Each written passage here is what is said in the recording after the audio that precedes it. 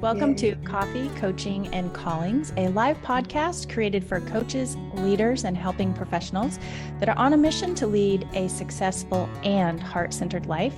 Your hosts today are myself, Laurel Elders, a master certified coach with the ICF, and Dr. Kristen Truman-Allen, a certified professional coach with the ICF. We are hosting today's podcast on behalf of the ICF-accredited Institute for Integrative Intelligence, headquartered in the United States, where it's our mission to elevate human potential through the art and the science of masterful coaching. Today, we are focusing on coaching mastery, and we're absolutely delighted to have with us the 2012 president of ICF Global, Janet Harvey. Janet is the CEO of inviteCHANGE, a coaching and human development organization that shapes a world where people love their life's work. She's a master certified coach and accredited educator who has engaged adults, teams, and global enterprises for nearly 30 years to invite change that sustains well-being and excellence. Welcome, Janet. I'm so excited to have you today. I am delighted to be here and spend this time with the two of you exploring one of our favorite subjects, mastery. Well, let's jump into that subject about mastery. We're so curious from your global perspective, right? You've worked with other coaches and leaders and have this global perspective. How does that inform your thoughts on coaching mastery?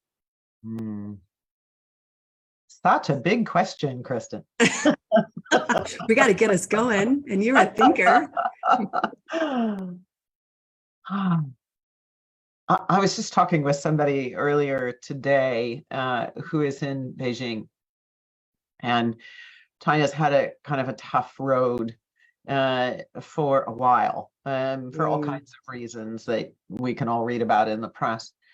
But the thing that's enduring to me, whether it's Beijing or Ukraine or even Russia or the Eastern Bloc countries or Africa, I mean, everywhere I go, when you speak with a coach who's been on the path for more than 3 years, you can feel a really deep rootedness that they possess to the contribution they make. Whether they're working with 1 or 3 clients, or they're working with 1 or 3 big institutions, or they have found themselves on the path to being an educator or a mentor, a coaching supervisor, the common theme I feel is that there's a taproot they have to the reason coaching constellated in this way in the early 90s. And that's really when associations started to spring up. You know, truthfully, coaching's been around as long as human beings have grunted to each other. And, you know, at its most fundamental, we are social beings. We require connection and a sense of belonging to something bigger than ourselves, even if it's only our little tribe or, you know, our slice of the planet that we live on. But I think what coaching in its current constellation has brought is a recognition that human beings really do have unlimited potential, but we've forgotten the art of realizing it and then accepting responsibility to act based on what we've realized and come to understand is available. And I think even then, once we realize, sometimes the status quo and our history and our habits and preferences and biases and assumptions are the thing that keep us paralyzed, or calcified thinking maybe is another way to say that. And so, you know, in my mind, the coaching profession is one of the few that is a borderless, completely borderless profession. There are no boundaries at the falsely drawn lines of living on planet Earth.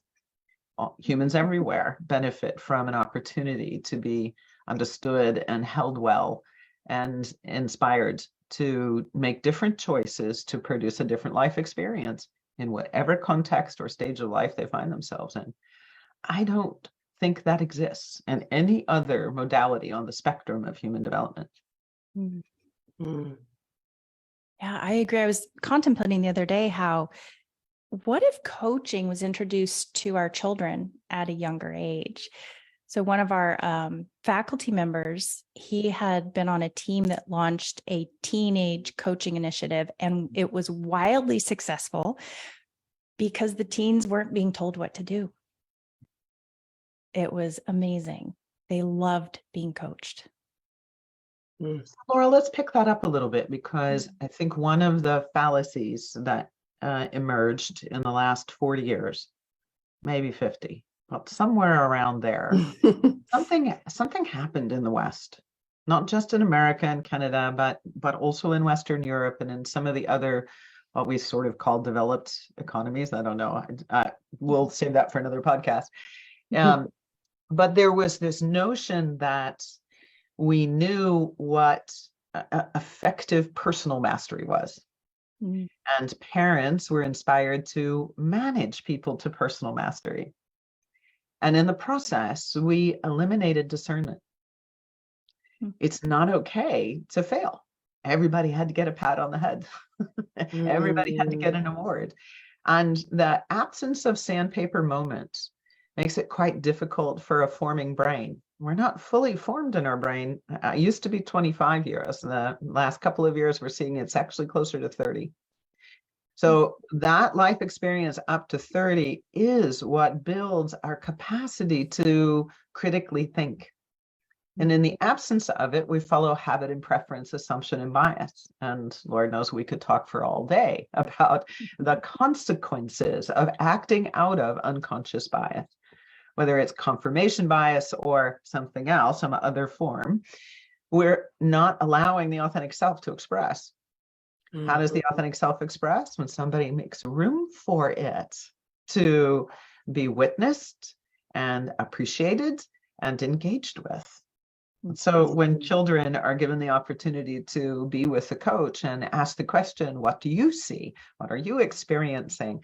What's the influence on your emotions of that? What does it want you to move forward with? How are you activated? All of those kinds of questions help them start to see, oh, there's a world for me to interact with. It's just not me, and it's not just me and my sibs. I actually have a great big world out there. And now we have a different construction of the belief system. What they see as their reality is broadened immediately by the art of the question. So rethinks parenting, rethinks education, rethinks the way that others who are not in the nuclear family integrate and engage with them. I mean, I remember as a kid being out in the backyard and going far and wide until I heard, okay, it's time for dinner. Nobody watching me, right? I got to run free. And we think the reason we don't do that now is because there's too much crime and there's too much risk. Are we sure? Are we sure about that? I don't think so. And ultimately, I think coaching restores a sense of personal sovereignty, which we might talk a little bit more about in a minute. But this is such a beautiful example you're giving of the teenagers getting an opportunity to break out of the mold. Yeah, and self-discover. Right. Yeah, that it's an interesting way to think about parenting too, as a parent of teenagers. My 16-year-old right now she gets all, don't ask me questions, don't coach me, don't ask me questions, and getting her to think. And I think part of it is it makes it really uncomfortable with her peers because, they're still in that place of embarrassment and trying to feel like what that belonging is. And so I'm curious, I'd love to talk a little bit more about personal sovereignty, because as we're like right now, we're thinking from the lens of a teenager. How do you find personal sovereignty when no one's wanting to do that because it others you too much? But as adults, and also we don't want to be told what to do. So talk a little bit about what you mean by personal sovereignty. Yeah. So I'll give you my definition. It is accepting responsibility for the inner authority to choose how we relate to the conditions of our life. Accepting responsibility for the inner authority for how we choose our relationship to the conditions of our life. So while it's true that, early social norming as a teenager, you want to conform, at some point, it doesn't fit the skin. And that's normal, right? This is the normal discernment process. So the questions are a little different in that process to say, what's the experience you want? Right. If you were with people that lifted you up every day, who would you choose?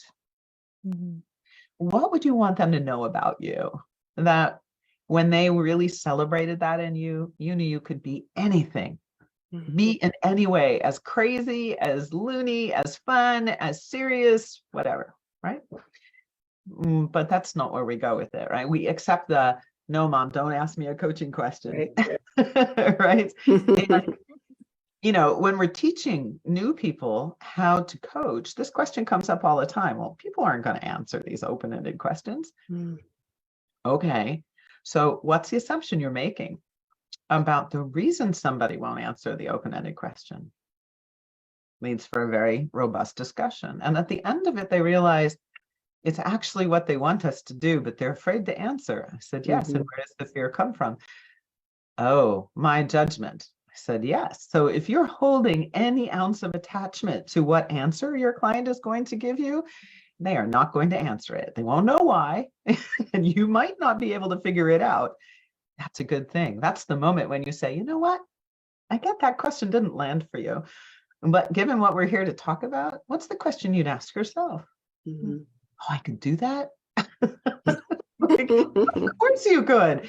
And parents can do the same thing, right? So when a teenager puts their hand up and says no, the response is to say, I can feel how intense this situation is for you, and I'm here as a listening ear. What do you want to say or ask yourself that would give you a new perspective on this situation? And give the power back, because that's, of course, what teenagers are doing. It's like, where do I have power and authority? Do I really trust or believe it? Frankly, this is exactly what's going on inside of organizations right now, where the workforce feels disempowered. I read the most disturbing statistic yesterday. I was doing a little research for a sales podcast I was doing 2 days ago.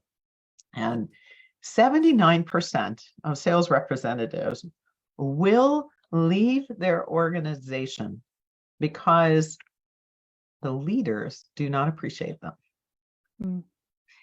And 80% of that same survey, and this was like 16,000 survey base, 80% said they will leave the organization because they don't think their leaders have any direction and they don't have confidence they'll ever figure it out. Wow. It takes 21 months for a sales rep to get productive, and the attrition rate right now is 15 months. So expensive. So much loss. Hugely expensive. Yeah. Huge loss. And nobody's paying attention to it. But what is it? This is social connection. This is relationship skills. This is what coaching contributes. So coming kind of full circle here, that when leaders recognize that every single person is seeking the permission to be responsible for their choices, they're going to create a thriving workplace climate. They are, right? You can change a workplace climate in 90 days simply by having a leader recognize that their job is not command and control. Their job is to create an environment where people bring their full selves to work. The artificial separations between personal and professional is a waste of energy. If we could help them to recognize how to be responsible for the way they show up, which is mindset. What influences mindset? How the leader treats you. So, yeah. Sorry, you got me on a little bit of a platform there. I love it. I'm so passionate about us being able to support leaders to navigate this very strange environment we find ourselves in, where all of the old ways of working have dissolved. Yes. And we're not going back. So yeah, thank goodness. Well, and here we really value integrative intelligence, and that's such a great example. We view integrative intelligence as the wisdom that develops from seeing the interconnectivity of all. what a beautiful example of leaders stepping into, oh, when I do this, it pulls on this, and I can positively impact this and this just by shifting this. And themselves, right? I mean, there's a freedom that comes with, oh, my job isn't to make sure that all of the project initiatives are on green lights and we're not having return to green plans. Yeah. What you're paying attention to is the well-being of your team. Are people coming to work and feeling absolutely enthusiastic to fulfill the responsibility to the authority they've been given to act? This is another piece of, as a corollary perhaps to sovereignty, the notion of accountability. We hear this word all the time, hold people accountable. Now think about that for a moment. It's not possible. Are you going to let anybody hold you accountable? No, you're going to fight and kick and scream like crazy, like, out of my life, you're not the boss of me. Accountability is an inside job. I am accountable. Period. I'm whole, resourceful, capable, and creative. I am accountable. I make a choice about whether I accept responsibility. When somebody says, I have a request, and I get to say yes or no to the promise, I'm not going to say yes until I'm clear about the authority I have to act. What decisions do I get to make? What's the timeline? What are the access to resources that are available? What's the benefit to me? How will I be rewarded? What is the way in which you and I are going to stay in sync? All these questions define the conditions of satisfaction before I'm going to say yes. Too many people don't ever do the conditions of satisfaction. They just say yes because the boss has made a request. Okay, hang on a second. Then they get crosswise, and we wonder why trust gets broken in an organization. Accountability is defined as accepting responsibility for authority granted. Full stop. And the only way that I will be accountable is if I understand that authority and it's sustainably offered. So it gets broken either way. I'm lazy and don't do my job. That's a performance issue. The boss gets nervous because they don't know what's going on and they pull the authority back or change the goalpost. Sometimes that's the other way, right? And without understanding that dynamic, that those two things are going on, and it's the agreements between the requester and the promiser that ultimately result in people performing well. When there's a performance issue, the first thing I'm looking for is, where did it break down? That the conditions of satisfaction were not clear between the requester and the promiser. And I will always find the answer on one side or the other.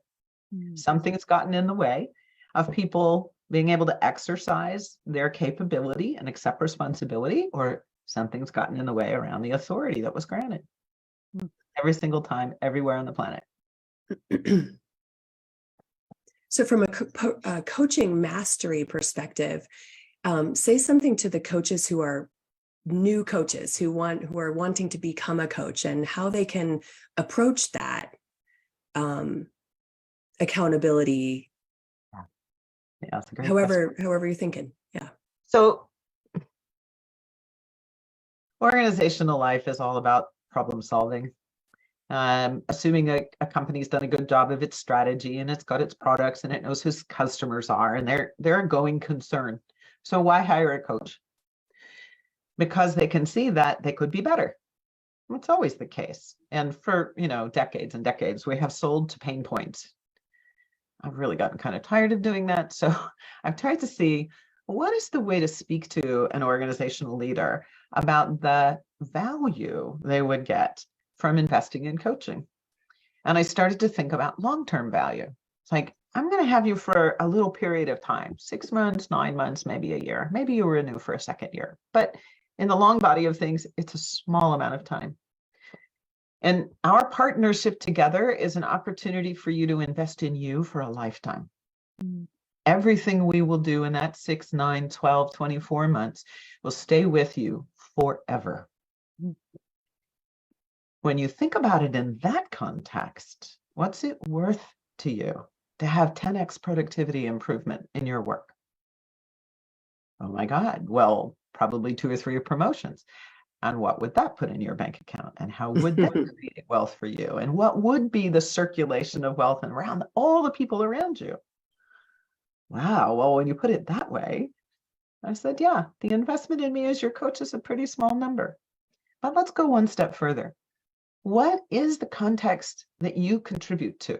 So what's your role in the organization? What is the way in which you put something useful into the bottom line? Whether I'm a operations person and I'm reducing cost and taking redundancy out of the system, or I'm a salesperson who is driving revenue and market share, it doesn't matter.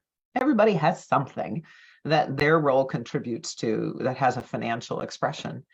And I think many coaches are afraid to have this conversation because they say they're not business people, but they are. They're running a business. But even if your profit and loss statement is on the back of a napkin, that's okay. I coach 20 people. I charge them this much. I make this much revenue. This is what it costs for my training, for my overhead administration, for my self-care in order to stay, fit for purpose, and so on. Everybody has that cause and effect. Cause and effect thinking is really important. And we learn to ask questions differently when we are contracting to say, what are you most proud of in your work right now? What would 10% more of that be for you? How would that make a difference to your team, to your division, to your part of the organization, to the organization as a whole?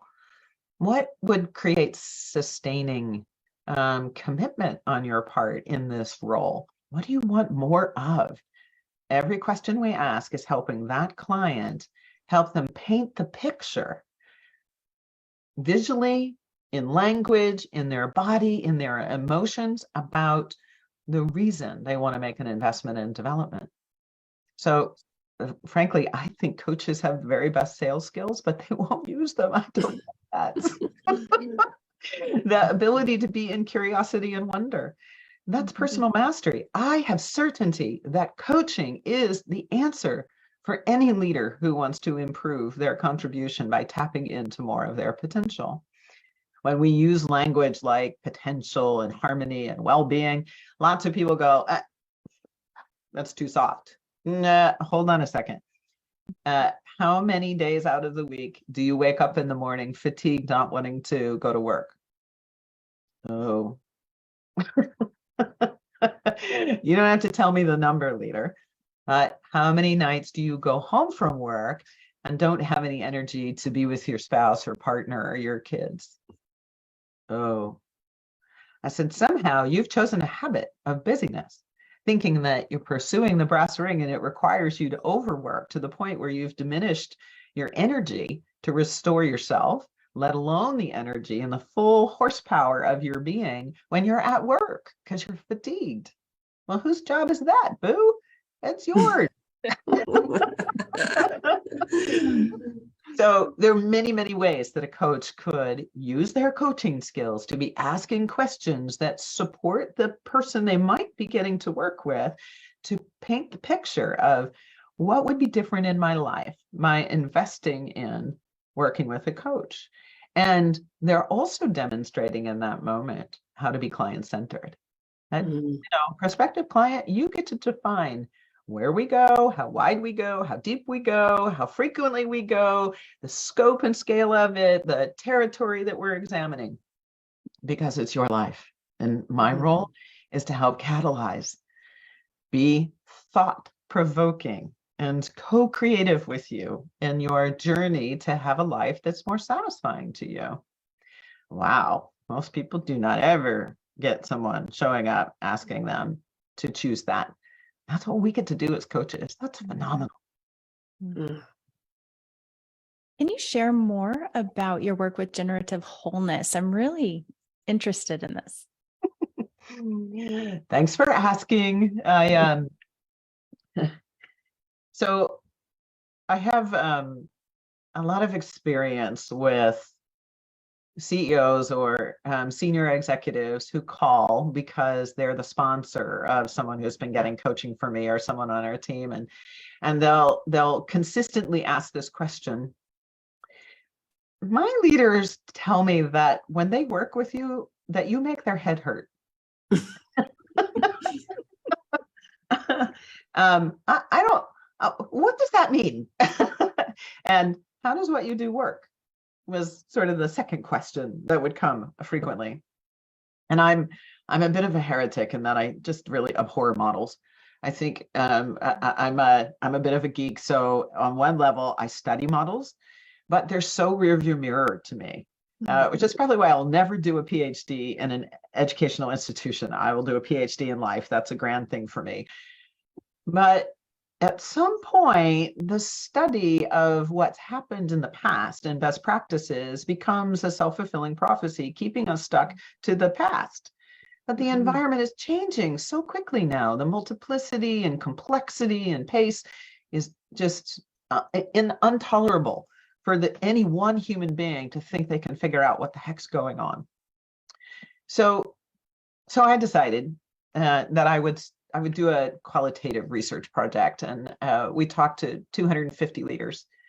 And a number of things came out of that research, but one of them was, I think I found a framing for why what we do works. Generative, if you just look it up in the dictionary, and I make this stuff up, it has 4 capacities to it.